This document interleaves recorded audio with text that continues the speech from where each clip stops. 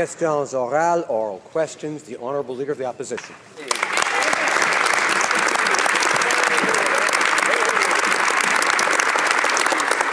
Mr. Speaker, the Prime Minister's advice for hard-hit resource workers and their families is to wait it out. But what workers and their families really need, Mr. Speaker, is for the government to not make things worse. Unfortunately, making things worse is exactly what the Prime Minister is doing. His plan for a national carbon tax will mean more costs piled onto Alberta families on top of the carbon taxes they're already paying. Will the Prime Minister commit today to do no further harm to Alberta workers and abandon his national carbon tax plan? Right Honourable Prime Minister. Thank you, Mr. Speaker. For 10 years, the members opposite tried to do everything they could for Alberta, and they ended up making it worse.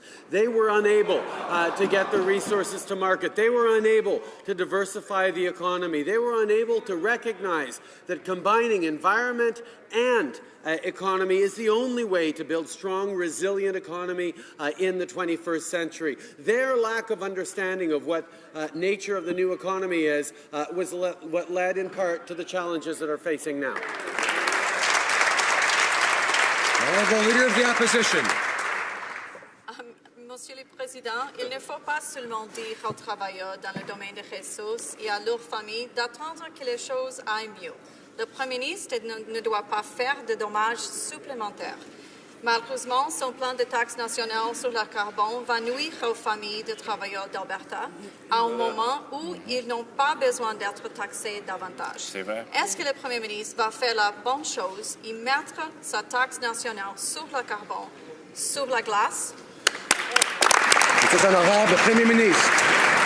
Encore une fois, Monsieur le Président, mes collègues de l'autre côté de la Chambre ne comprennent pas à quel point c'est important de démontrer qu'une économie responsable se fait en développant et en protégeant l'environnement en même temps. Leur manque de compréhension à ce niveau-là nous a laissés dans une situation extrêmement vulnérable, cette situation dans laquelle se trouvent bien des Albertains aujourd'hui. Justement, nous allons travailler avec le gouvernement de l'Alberta et avec les Albertains pour s'assurer un avenir plus prospère pour tous. L'honorable Leader de l'Opposition. Mr. Speaker, let's compare. The Conservative Party's first bill was the Federal Accountability Act to get big union money out of politics. But the Liberal Party's first bill is to reward big union bosses by getting rid of transparency and accountability for their expenses.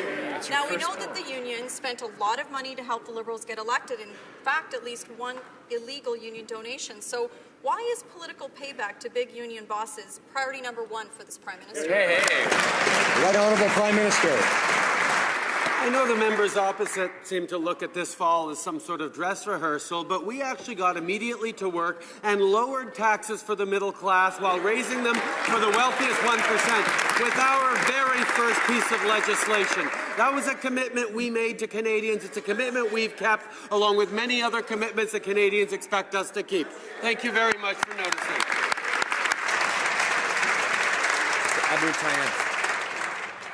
Honorable député de Louis-Saint-Laurent. Par les syndicats au profit du Parti libéral du Canada. Moins qu'on peut dire, c'est que le gouvernement manque de transparence dans cette histoire-là. La semaine dernière, le leader du gouvernement disait « on est au courant de rien ». Or, hier, nous avons démontré avec ce document que malheureusement dont le gouvernement a refusé le dépôt, nous avons démontré que ce document-là prouve que c'est le Parti libéral qui a demandé au patron des syndicats de remplir la salle. Alors, Monsieur le Président, puisque le Premier ministre est là, est-ce qu'il pourrait nous dire à quel moment il a su que le syndicat payait 100 $ des syndiqués pour justement faire semblant d'être partisans libéraux? Très honorable Premier ministre. Monsieur le Président, comme j'ai dit, dès qu'il y a eu dès qu'on a appris qu'il y avait des problèmes par rapport à ça, on a agi immédiatement. On a travaillé avec Élections Canada et avec les syndicats pour tout remettre à l'ordre, plutôt que de nous battre comme l'ancien gouvernement faisait constamment pour continuer dans ses mauvaises habitudes. Mais ce qu'on a souligné, c'est que nous considérons que les syndicats sont des partenaires importants dans le développement de notre économie. C'est pour ça que nous annulons ces attaques sur les syndicats que le gouvernement précédent avait amené. Honorable député de Louis-Saint-Laurent. Monsieur le Président, on reconnaît qu'en effet, les syndicats sont des partenaires importants pour le Parti libéral, mais pas pour tous les Canadiens. Justement, il y a eu l'événement de Waterloo, mais il y a eu également 2 autres événements qui ont été organisés par les grands patrons de syndicats pour aider le Parti libéral. Il y en a eu à Vaughan, puis il y en a eu un aussi à Oakville. Ça fait au moins 3 événements. Est-ce que le premier ministre pourrait nous dire si oui ou non, il y a eu également du financement illégaux dans ces situations-là? Très honorable Premier ministre. Monsieur le Président, le Parti libéral a toujours obéi et protégé les lois d'Élections Canada dans leur application et nous sommes fiers de notre record là-dessus. Et d'ailleurs, les attaques qui continuent des membres du Parti conservateur contre les syndicats sont vraiment désolants. C'est pour ça que nous allons éliminer les projets de loi C-377 et C-525 qui sont des attaques injustes et antidémocratiques contre les syndicats dans ce pays.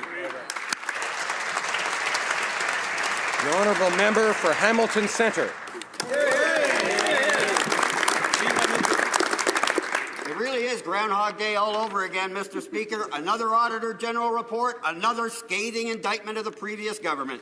Today, the Auditor General reports how that federal government made a complete mess of the CPP disability program. Yep. Long wait times, needlessly complicated 42-page application process, and no consistent standards for decisions.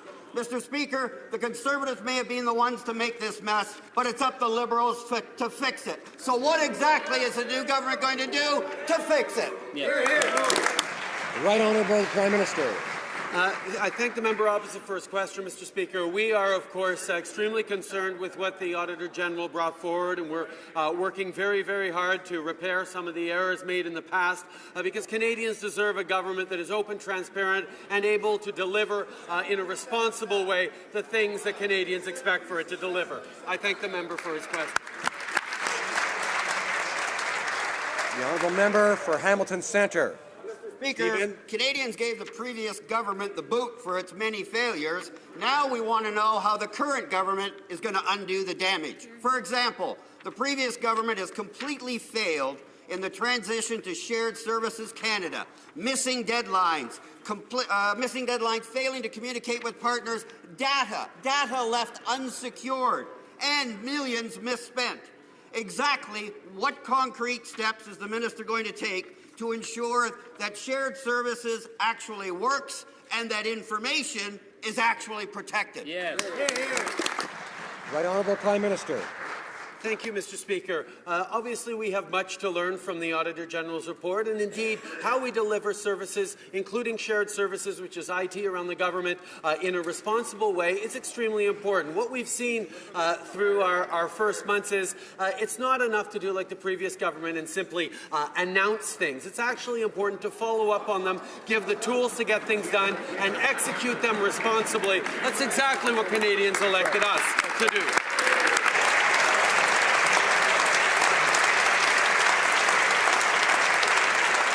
Honorable député de Saint-Hyacinthe-Bagot. Monsieur le Président, suite au dépôt du rapport du vérificateur général, on s'attend à ce que le gouvernement nous indique clairement quelles actions concrètes seront prises. Les délais au tribunal de la sécurité sociale ont plus que doublé. Un processus long et complexe de près de 900 jours. Une telle gestion a un impact direct auprès de citoyens qui vivent une situation difficile. Est-ce que le ministre peut nous indiquer quel est son plan pour mettre fin à ces délais interminables? Honorable ministre du Développement social. Merci, Monsieur le Président. Je remercie la membre de la Chambre des communes d'avoir si bien rappelé l'importance de l'enjeu qui a été soulevé dans le rapport très apprécié du vérificateur général. J'ai accueilli ce rapport avec beaucoup de préoccupation puisqu'il traite du sort de personnes les plus vulnérables de notre société. J'ai immédiatement rencontré le vérificateur général et je peux assurer la Chambre que nous allons faire toutes les approches et toutes les mesures nécessaires pour régler la situation. Merci. Bravo. L'honorable député de Saint-Hyacinthe-Bagot. Le vérificateur général a aussi mis en lumière des pratiques inquiétantes à l'Agence des services frontaliers. Par manque de personnel, des colis à haut risque quittent le pays sans même être examinés. Le Canada ne veut pas devenir une passoire pour les biens illégaux. Nous avons des engagements internationaux et nous devons les respecter. Les conservateurs ont mis la hache à l'agence et nous en voyons les conséquences aujourd'hui. Le gouvernement va-t-il réinvestir dans l'agence afin qu'elle puisse correctement remplir son mandat? L'honorable ministre de Sécurité publique. Yes, indeed, Mr. Speaker, that's exactly what we intend to do. CBSA performs very important functions for all of Canadians, as well as our international customers, and we intend that this should be a first-class organization. We follow the advice of the Auditor General. There's an action plan being implemented now that will implement the vast majority of the recommendations before the end of this year. The honourable member for Red Deer Lacombe. Mr. Speaker, in 1990, a minister had to resign for making a telephone call to a judge. In 1996, a minister had to resign because he wrote a letter to the Immigration and Refugee Board. In 2013, a minister resigned for writing a letter to the Federal Tax Court. All of these ministers resigned because of inappropriate contact with judges and tribunals. Is the Prime Minister going to set the same standard for his government? Hear, hear. Honourable Government House Leader. Mr. Speaker, colleagues will well know that when the government was sworn in, we released a very important document called Open and Accountable Government. It set a new standard in terms of transparency and accountability, not only for members of the Cabinet, for members of their staff, for the relationship between Canadians and Cabinet ministers and Canadians in the public service, and we're very proud to have raised the bar, Mr. Speaker, on that important endeavour. The honourable member for Red Deer Lacombe. Well, Mr. Speaker, we'll see if double standard and Liberal government are still synonymous. And the reason I asked the previous question, Mr. Speaker, is the Government House Leader wrote on behalf of the Prime Minister to a citizenship judge. He's been busy, Mr. Speaker. The Government House Leader also wrote to 5 members of the Immigration and Refugee Board, the same board that former Liberal Minister David Collinette wrote to and had to resign over. How is the Prime Minister going to hold his House Leader responsible for this clear violation of ethical guidelines? Honourable Government House Leader. Mr. Speaker, I was happy to write on behalf of the government to people whose appointments were made by that member's government to take effect after the election with no ability to be scrutinized by Parliament. Mr. Speaker, the member well knows there's a difference between writing to a government official about the nature of an appointment than writing to a government official about a specific case before him or her. The member should know that very well, and to confuse the two does no disservice to Canadians. Yeah.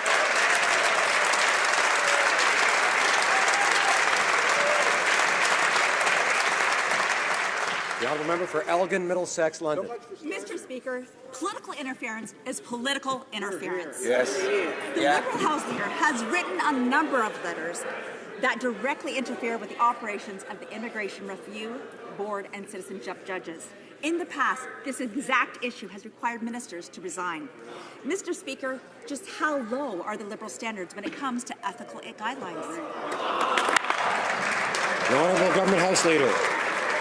Mr. Speaker, talking about ethical guidelines, when we're talking about a previous government's decision at 5 minutes to midnight to appoint a series of individuals to jobs to take effect after they lost the election with no ability for this House to scrutinize those appointments. Mr. Speaker, from our perspective, that was the abusive process. The member knows absolutely well that it's appropriate for ministers to talk to people about potential appointments. That is how the Governor and Council appointment process works, and she should know that very well.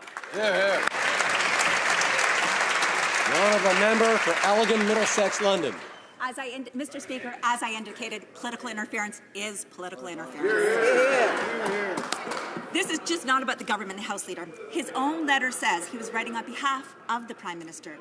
When does the Prime Minister think it was the right to openly interfere with judges and quasi-judicial board members? Honourable Government House Leader. Mr. Speaker, the logical extension of that argument would be to say that it's inappropriate for a government minister to talk to anybody about a potential appointment. So, for example, when the Attorney General is about to appoint somebody to the bench, she shouldn't possibly talk to that person. We should have what? Some anonymous message sent from some account? Mr. Speaker, that is completely ridiculous. The government has a responsibility to talk to people whose appointments we are questioning or whose appointments we're about to make. We did not talk to people about specific cases or their work with respect to any independent tribunal. The member knows that well, and she's confusing the issues. The honourable member for Barrie, Springwater, Oro Medonte.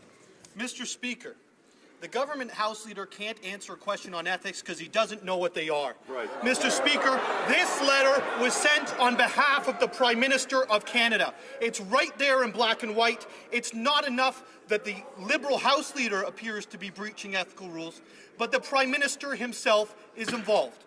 Will the Prime Minister stand and tell this House how he's going to fix the obvious ethical breach? The Honourable Government House Leader.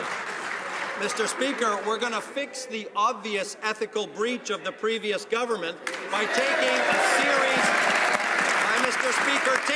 series of appointments that were made inappropriately and putting them before the standing committees of this House. That is exactly how we're proposing to clean up the ethical mess left to us by the previous government.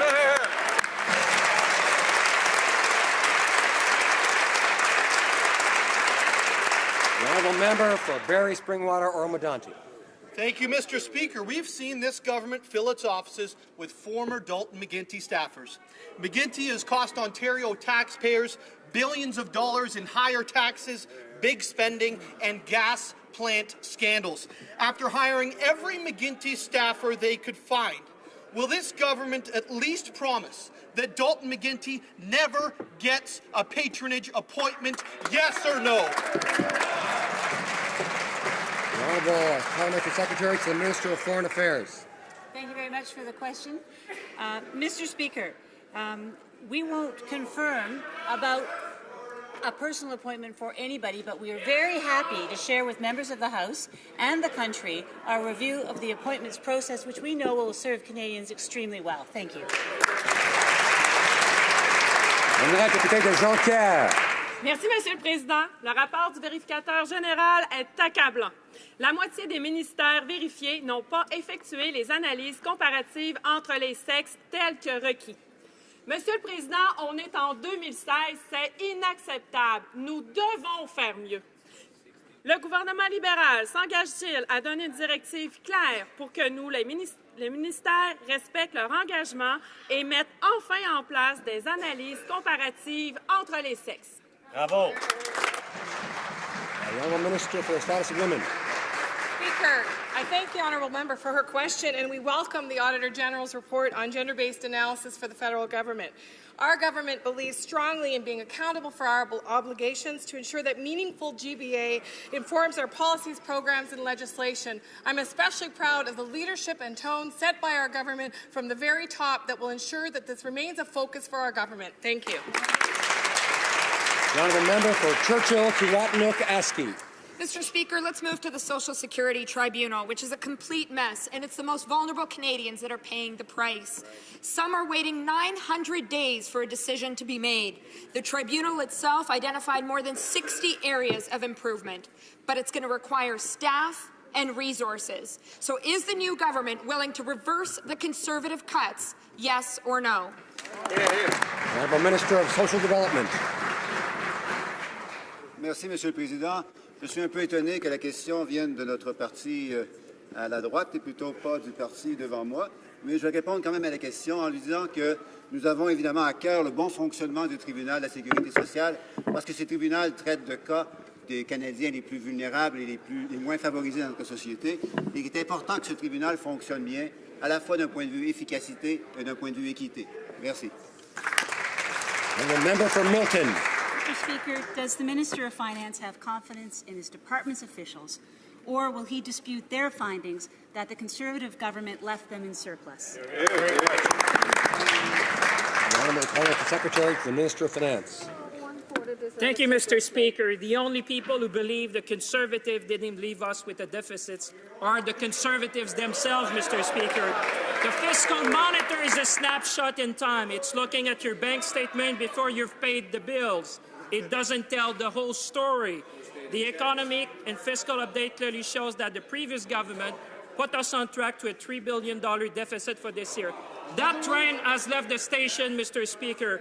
After 10 years of weak economic growth, this government has a plan to grow the economy and create jobs by focusing on the middle class, investing in infrastructure, and helping the... The honourable member for Milton.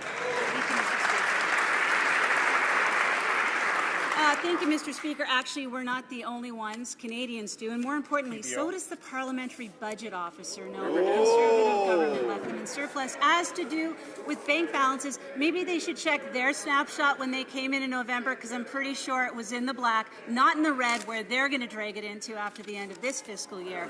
But the question's still the same, Mr. Speaker. Does the Minister of Finance believe his caucus, who are the only ones saying we're in deficit, or does he believe the Deputy Minister of Finance? The Parliamentary Secretary to the Minister of Finance. Mr. Speaker, as I just said to the honourable colleagues, the previous government has put us on track for a $3 billion deficit for this year. Mr. President, we have a plan to grow the economy, to invest in Canadians, to create investment, to grow our economy, invest in infrastructure. That's what we said, Mr. Speaker. That's exactly what we're going to be doing. Mr. Speaker, Canadians know that prosperity does not come from government spending, but rather from entrepreneurs investing. Mr. Speaker, the Finance Minister is wrong, completely wrong, when he thinks that we can spend our way to prosperity on borrowed money. Will he work with us? Will he work with job-creating entrepreneurs by lowering taxes and balancing the budget? The Honourable Parliamentary Secretary to the Minister of Finance. Monsieur le Président, nous allons continuer à investir pour faire croître l'économie, mais comme nous l'avons dit, Monsieur le Président, depuis le début, nous allons suivre 3 principes cardinaux dans notre approche. Nous allons réduire la dette sur le GDP, nous allons faire des investissements qui sont prudents dans nos infrastructures et nous allons revenir à balancer le budget avant la fin de notre mandat. Monsieur le Président, c'est ce qu'on a dit aux Canadiens. C'est exactement ce qu'on va faire. L'honorable député de Beauce. C'est triste d'entendre mon collègue parce que faire des déficits n'est pas une solution pour stimuler l'économie. Les Canadiens, lorsqu'ils gèrent leur budget, savent et se disent que lorsque les temps sont durs, ce n'est pas le temps de dépenser plus. Au contraire, ils se disent que lorsque les temps sont durs, c'est le temps de regarder nos dépenses et de gérer nos dépenses de façon responsable tout en épargnant. Monsieur le Président, des dépenses ne créent pas de la richesse. On ne devient pas plus riche en dépensant de l'argent qu'on n'a pas. Et je demanderai au ministre des Finances, au gouvernement, d'arrêter de vivre dans un monde parallèle où les dépenses égalent la prospérité et d'avoir un budget équilibré pour l'ensemble des Canadiens. Honorable secrétaire parlementaire au ministre des Finances. Monsieur le Président, c'est toujours impressionnant d'entendre mon collègue de l'autre côté de la Chambre. Les Canadiens savent quand les taux d'intérêt sont bas, c'est le temps d'investir, Monsieur le Président. C'est ce qu'on a dit. On a commencé avec notre plan pour réduire l'impôt pour la classe moyenne en décembre. Nous allons présenter l'allocation canadienne aux enfants dans le prochain budget. Nous allons faire des investissements historiques en infrastructure. Monsieur le Président, les Canadiens et les Canadiennes savent que quand les taux d'intérêt sont bas, c'est maintenant le temps d'investir pour faire croître l'économie. Merci, Monsieur le Président. The honourable member for Esquimalt Saanich Soup. Mr. Speaker, the Minister of Foreign Affairs is in Rome today to discuss the coalition's campaign against ISIS. In the 2015 campaign, the Liberals promised to end the bombing, yet it's 2016 and the bombing is still continuing. And today, the Liberal government is discussing its plans with our allies in Rome, while at the same time refusing to tell Canadians anything. Media are now reporting that the government is planning a new and expanded mission on the ground in Iraq. Can the Minister of Defence confirm that he's considering expanding the number of Canadian troops on the ground in Iraq, yes or no? The Honourable Minister of National Defence. Mr. Speaker, our government is committed to ending the airstrikes, but we do work in a coalition and we have to do it in a responsible manner. There's a lot of things to factor in, and when we do end it, it will be done in a responsible manner. Thank you. L'honorable député de Laurier-Sainte-Marie. Monsieur le Président, la mission de bombardement contre le groupe armé État islamique initiée par les conservateurs prend fin dans quelques semaines seulement. Mais le gouvernement n'a pas encore annoncé son nouveau plan, pourtant promis en campagne électorale. Puis pendant ce temps-là, les rumeurs, évidemment, les rumeurs de toutes sortes circulent, incluant celle d'une mission au sol élargie en Irak. Les Canadiens ont le droit de savoir où est le plan du ministre et est-ce qu'il va augmenter le nombre de troupes canadiennes au sol.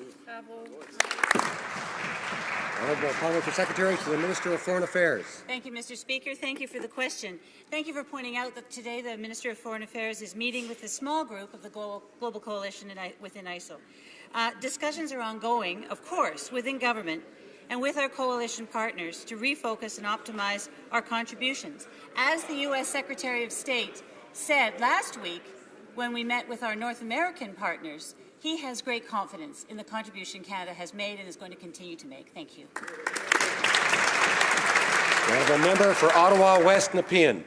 Mr. Speaker, during the election campaign, residents of my riding often objected to the process used by the previous government to impose the location of the memorial to the victims of communism. Can the Minister of Canadian Heritage provide this House with an update on the status of that memorial and public consultations? Minister of Canadian Heritage. Thank you. Thank you for the question. Our government promised greater involvement of citizens in decision-making. And I'm proud to announce today that my department has launched an online public consultation on the memorial to the victims of communism. I call on Canadians from coast to coast to coast to share their vision on how we can honour the millions of people who fled communist regimes to find refuge in Canada. Based on these consultations, I will announce next steps. Thank you. The honourable member for Selkirk Interlake Eastman. Mr. Speaker, on this side of the House, we are very concerned with the comments made by the Defence Minister yesterday when he said we must not repeat the mistakes of the past. Over 40,000 Canadians served in Afghanistan. 159 gave their lives. Was it a mistake that the hard work of our armed forces enabled millions of children to go to school, including over 3 million girls? Was it a mistake that we restored the rights of women so they could work and have health care? Does the minister believe these successes, as we fought the Taliban, were all just a mistake?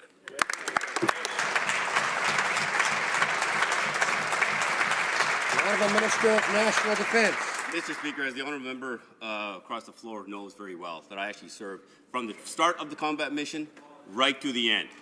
And that was not only I was there to witness the issues that happened, I was there for the success. And this is the conversation that we actually had on the ground. And this is where, when we talked about how our political leadership failed us. And this is why I will take the time to making sure, as we create future plans, to make sure that those lessons are not lost. Thank you, Mr. Speaker.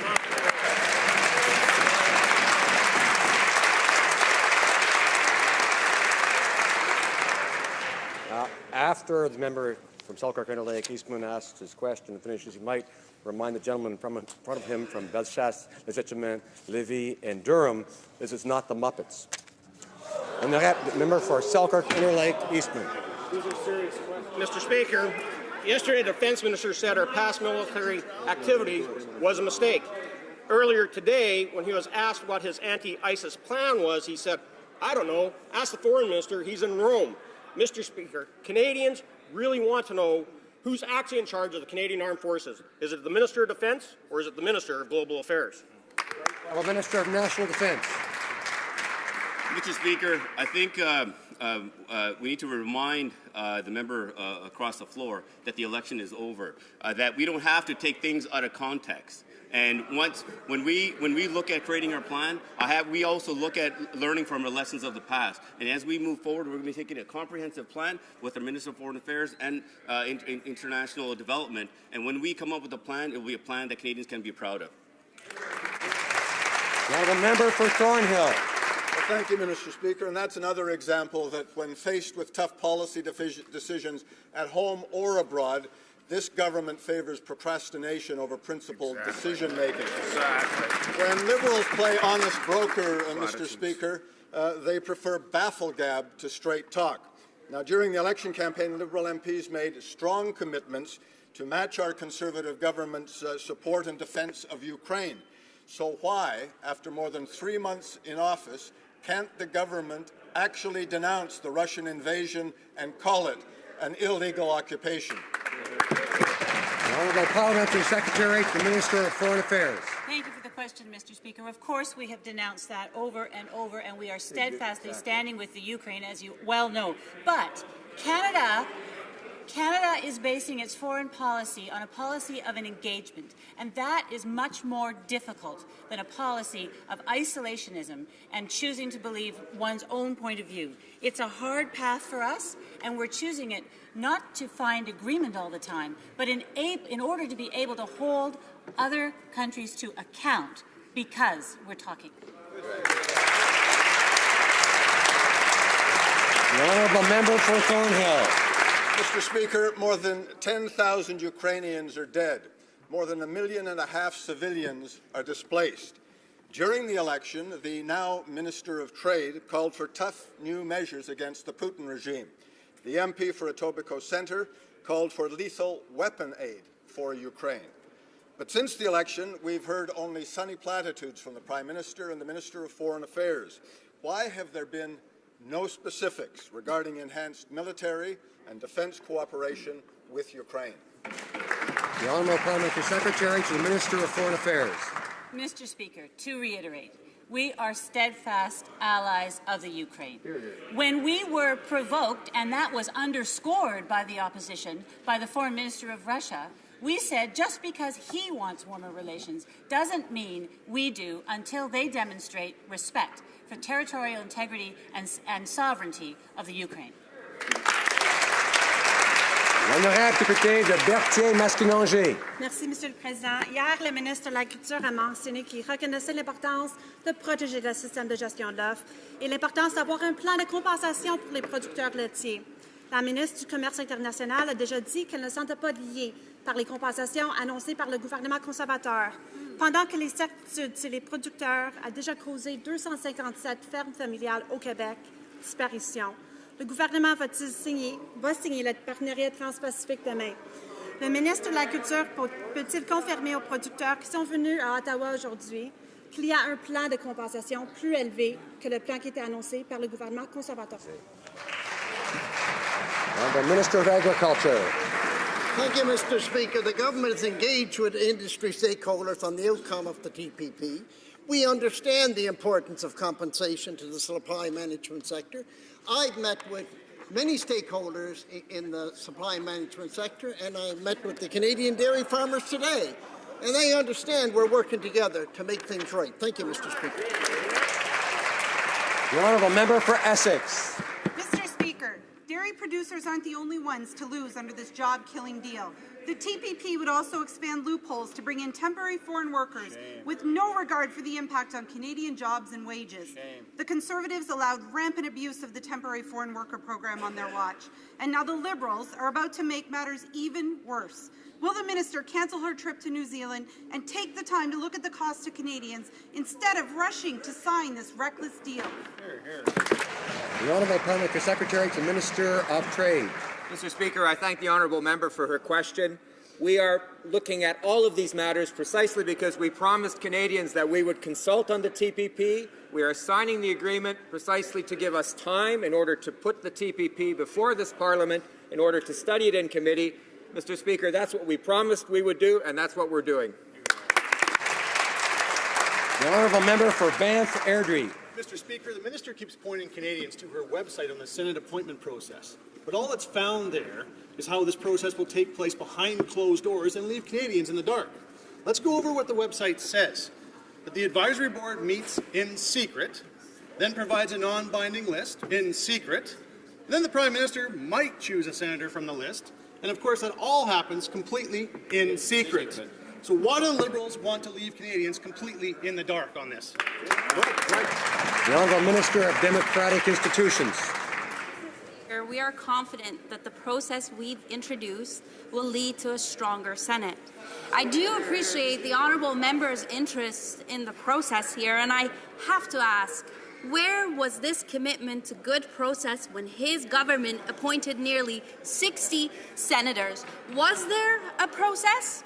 No. Whatever the process, it was flawed, and I urge him to join us as we implement a more open and transparent process for appointing senators.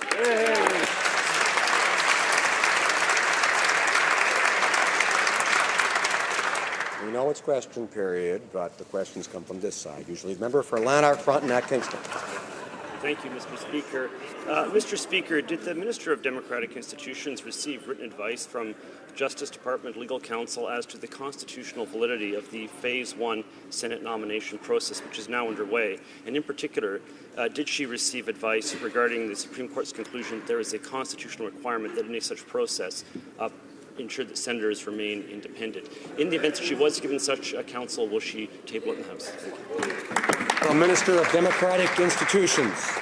Mr. Speaker, we've committed to a thorough and thoughtful process for appointing senators.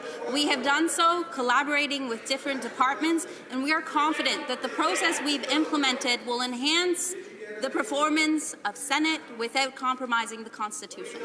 The member for Lanark, Frontenac, Kingston. I hope that in her supplemental she'll actually answer the question I posed a moment ago. Here's the problem, Mr. Speaker. In its Senate reference ruling, the Supreme Court says that any appointment process that limits the independence of senators is unconstitutional. The fact that it is impossible for an individual to submit an application without working closely with a nominating organization, coupled with the 14-day deadline for Phase 1 applications, which ends right after Valentine's Day, gives nominating organizations enormous control over those whom they sponsor.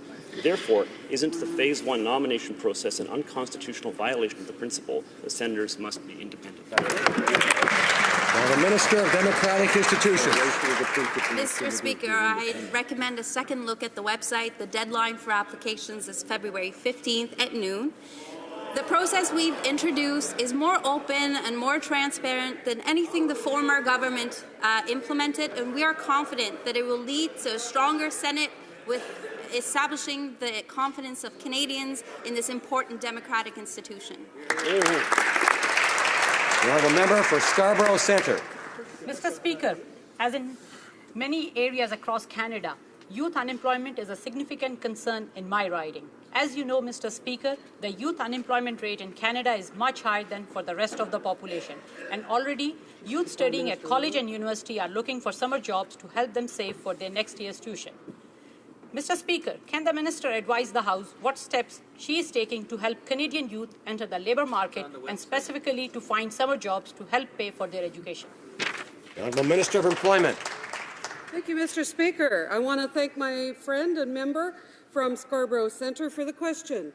Canada's Summer Jobs Program is accepting applications now, and application deadline is at the end of February 26th.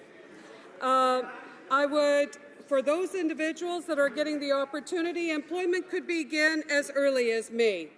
This is particularly of importance to young people who are looking for experience in the job market and finding those job opportunities we all want them to succeed at. Hear, hear. The honourable member for Kamloops, Thompson, Caribou. Mr. Speaker, last Friday the Parliamentary Secretary indicated that she had no problems getting the Financial Transparency Act. Does she not realize that transparency and accountability means readily accessible information? It does not mean having a report sitting in the basement of Indigenous Affairs. How can the minister justify to band members that they must plead or go to court to get basic financial information? The Honourable Minister of Indigenous and Northern Affairs. Speaker, everyone, including the First Nations, wants transparency and accountability, but we will achieve this by working with First Nations on a nation-to-nation basis. Top-down solutions have never worked. Band members now, in most places, coast to coast to coast, are able to find out this information. We will work with First Nations and achieve the goal of transparency and accountability with them. The honourable member for Saskatoon West. Thank you, Mr. Speaker. Asbestos has been called the greatest industrial killer the world has ever known. and my colleagues have been fighting hard to get this carcinogenic and toxic material out of buildings and people's lives. This known carcinogen has claimed the lives of thousands of Canadian workers. So we were shocked, people were shocked to learn that while the federal government is spending millions to remove it from some buildings, they are installing new asbestos in other buildings.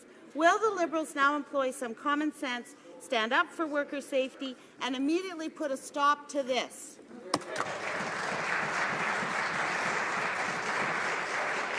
Honourable Minister of Public Services and Procurement. Thank you, Mr. Speaker, and I thank my honourable colleague for her question. The government takes the health and safety of all of its workers seriously, in fact, any visitors to our buildings seriously, which is why whenever the presence of asbestos is identified, we move immediately to remediate the situation. And we certainly will undertake a review to make sure that asbestos is not a product that's used on an ongoing basis. Here, here. L'honorable député de Brome-Missisquoi. Permettez-moi d'abord, Monsieur le Président, de remercier mes concitoyens de Brome-Missisquoi de m'avoir élu pour les représenter dans cette Chambre. Monsieur le Président, plusieurs régions rurales, comme la mienne, qui est située à 1 heure de Montréal, ne sont toujours pas connectées à Internet haute vitesse. Il nous est donc difficile de concurrencer avec les grands centres, d'attirer des jeunes entrepreneurs et d'aider les travailleurs à domicile. Ma question est la suivante. Qu'entend faire le gouvernement pour accélérer le branchement des régions? C'est urgent, Monsieur le Président. The Honourable Minister of Innovation. First of all, I'd like to take this opportunity, Mr. Speaker, to thank the member for his work on this very important file. Mr. Speaker, the Government of Canada, through Connecting Canadians program, is working to extend and enhance broadband service to additional 280,000 Canadian households. Computers, mobile devices, and other modern technologies touch every part of our lives, Mr. Speaker, and it's for this reason that the government is working with both public and private partners to help deliver reliable, high-speed internet access at affordable prices, Mr. Speaker. This is good for the consumer, and it's good for business. The honourable member for Calgary Forest Lawn. Thank you, Mr. Speaker. Mr. Speaker, Canadians were deeply saddened by the recent brutal attacks on their fellow citizens by terrorists in Burkina Faso and Indonesia. The killing of 6 Canadians on humanitarian mission in Burkina Faso and the killing of a Canadian in Indonesia has shocked us all. I myself, on a visit to Nigeria a couple of years ago, came very close to becoming a victim of a terrorist attack. Our NGO communities, volunteers are working all over the world, often in dangerous places. The government owes it to the Canadians, Mr. Speaker, to take decisive action on fighting terrorism. When will they act, Mr. The Honourable Parliamentary Secretary to the Minister of Foreign Affairs. Thank you very much, Mr. Speaker, and thank you for reminding us about what the tragedies that have happened recently and the respect that Canadians have paid to those families who are tragically, whose lives tragically end in Burkina Faso is important to continue to remember. When we will be acting will be very soon. I'm starting to talk like Minister Dion. He is in Rome now. I should aim so high. He will be arriving back from Rome, and he, together with the Minister of Defence, will be pleased to represent our positions. Experienced members know, and new members are learning, that we don't use ministers' proper names. We refer to them by their title, by their department. Honorable député de Manicouagan. Monsieur le Président, depuis plus de 20 ans, les différentes réformes des gouvernements libéraux et conservateurs ont eu comme impact non seulement de diminuer les prestations des travailleurs sans emploi, mais de réduire l'admissibilité à ces prestations à 2 travailleurs sur 5. Le présent gouvernement doit s'engager à ce que l'assurance emploi soit une réelle assurance pour nos travailleurs plutôt qu'une taxe au travail. S'engage-t-il également à prendre en compte les caractéristiques particulières et les besoins des travailleurs des régions, notamment les travailleurs saisonniers, et s'engage-t-il à inclure les différents intervenants régionaux dans le processus? L'honorable ministre de l'Emploi. Thank you, Mr. Speaker. I thank the member for the question. Everyone in the House understands, all Canadians understand that our employment insurance program needs modernization. We have committed to lowering premiums, cutting benefit wait times, and providing more flexibility to all Canadians when they need it. Honorable député de Bécancour-Nicolet-Sorel. Merci, Monsieur le Président. Le programme d'infrastructure lancé en 2014 est inefficace au Québec. Comme Ottawa s'ingère dans la sélection des projets et veut les approuver un par un, même s'ils relèvent du Québec et des municipalités, rien n'avance et les négociations sont interminables. Reproduire ce fiasco en se contentant d'y mettre plus d'argent n'est pas la solution. Le gouvernement entend-il respecter la promesse électorale du premier ministre et s'inspirer du fonctionnement du transfert de la taxe sur l'essence, c'est-à-dire un transfert en bloc sans condition? Minister of Infrastructure and Communities. Thank you, Mr. Speaker. We understand that the old Building Canada Fund that was established by the previous government needs some improvements in the process that we can get the money out to the provinces as quickly as possible. We have met with our representatives from the province of Quebec. We are trying to fix that problem because we understand investing in infrastructure is critical and we need to do it in a speedy way. Ça prend fin à la période de questions.